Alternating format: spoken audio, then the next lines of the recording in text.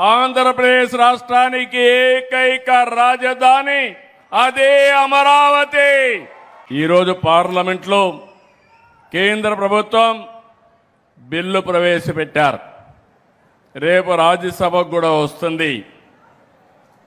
ఇంకా రాబోయే రోజుల్లో అమరావతిని ఇంచు కూడా కదిలించలేరు.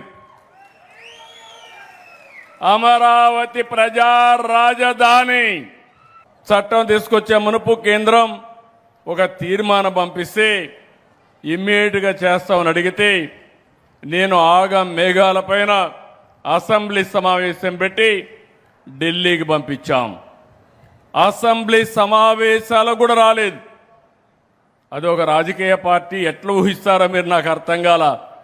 ఇంకా ఎవరైనా ఈ రాష్ట్రంలో వైఎస్ఆర్ కాంగ్రెస్ పార్టీ అని చెప్పుకోవాలంటే సిగ్గుపడాలి తప్ప అలాంటి పార్టీ వల్ల మనకు వచ్చే లాభం ఏమీ లేదని కూడా మరొకసారి విజ్ఞప్తి చేస్తున్నాను.